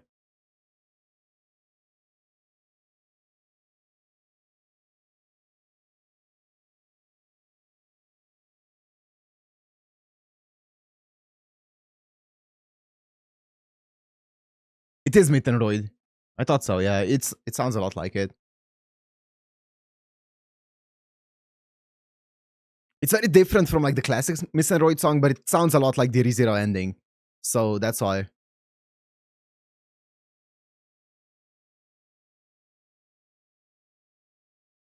And the reason why I even connected it to that ending is because I was gonna say it reminds me of a Millie song, which is the person who did the openings for Goblin Slayer. And I was like, wait, I remember comparing the ReZero ending to a Millie song as well. That's why. I was like, so there's a connection there.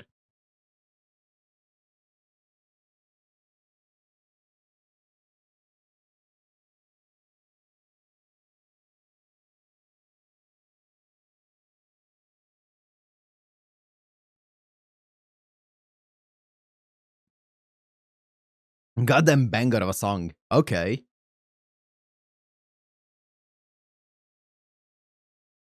We're done? Zaendo? I think it's Zaendo. I think it's the end. That's it. Okay. Well, that was a fantastic movie. Holy fuck. Okay. Oh my god. So, as I said, based on the intro to the movie, I wasn't sure how they're gonna leave off any material for a potential season 2, but they left out like so many stuff. Or yeah, there's still so many things to do in season 2. So I'm excited for it. I don't know if there are any news surrounding it. I think it got announced like when this movie aired, right? Season 2 got announced like 2019.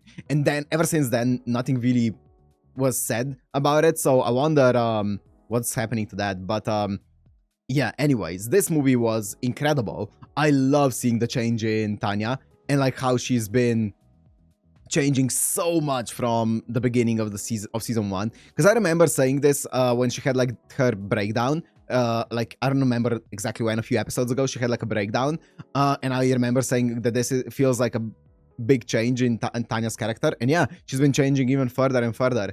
I do think that she's, you know, when they were talking about like reason and logic and stuff like that, and I went off a bit about it, I do think that there's a reason, because I personally am not a huge fan of people, like I don't think that reason and logic are mutually exclusive, or emotion and logic, or whatever they said. Yeah, that's it. Emotion and logic are not mutually exclusive when making decisions, right? They go very much hand in hand oftentimes. And I do think now seeing this, I think that's kind of like the point. I think Tanya is hiding behind the guise of everything that she's doing is logical, not actually realizing that a lot of the things that she's doing, she is using logic for it, but they're fueled by emotions, right? A lot of the things that she is doing is very much emotion based. But just because something is based off of emotion doesn't mean that it isn't also using logic to execute it. So I don't think she fully, I don't know, maybe she does understand it, maybe she just doesn't want to admit it because she prefers to hide under the guise of, oh yeah, everything that I do is fully logical. There's no emotion behind my actions. I'm fully calm and logical and calculative, you know. But yeah, she definitely is very much emotionally fueled by like a lot of her actions are. So yeah, very interesting. Holy fuck. What an incredible scene with Mary in the church. Like, just them going into the church and then, you know, her with the fire behind her, like all of the blood, and then Tanya shooting her, and then the debris, or I guess, of the bullet going into Mary's, like Saint Mary's head and stuff like that, and then the blood splattering on the statue as well. Holy fuck, what a scene. What a scene. I love the camera work in the direction of Youjo Senki. It's my favorite thing about this anime is the direction of it. The direction is so gorgeous. Like, there's sometimes where it's completely like normal, but there's some shots, especially, I still think back to, I think it was episode 4 of the show, which might be, I think that still is my favorite episode of like the show, if we're obviously not including the movie, just because the direction in that episode was so gorgeous. Like, just all of the shots, the compositions were so well done, and I still think back to that episode, even though I'm pretty sure there was like zero action in it. I still think back to it because it's such a gorgeous episode. And yeah, I think in this movie we saw a lot of those shots again. Like, just when Mary was talking about, I don't remember, was it even Mary? I think so, yeah, when she was talking about something, like about like the world, about, I don't remember exactly what it was, but she was really passionate talking about something, and then every single time that she shouted a new sentence, the camera just shot to a different shot, and then shot to a different shot, and shot to a different shot, and shot to Mary, and that was so hype. It was, oh, what a scene. Oh my god. Even though it didn't like have to be a standout scene at all, it was just such a hype scene. But yeah, fantastic movie, incredible animation, OST, sound effects, voice acting, of course. So I am excited to see what an eventual, well, we have the OVA before going into the movie, so make sure to go and vote on the poll that should be on Patreon for what's going to be replacing this. If it's not ready, if it's not out yet, then it's going to be out either today or tomorrow, so be on the lookout for that. But there should be a poll on the channel on Patreon for what's going to be replacing this here. And we still have, as I said, the OVA to go, and then after that we're diving straight into the next one. So Friday OVA, Saturday the first episode of the new series that's going to be replacing this. But anyways, thank you for watching the movie reaction. This was an absolute blast. Hope you guys enjoyed as well. If you did, make sure to like, comment, subscribe, and I'll see you in the OVA. Peace.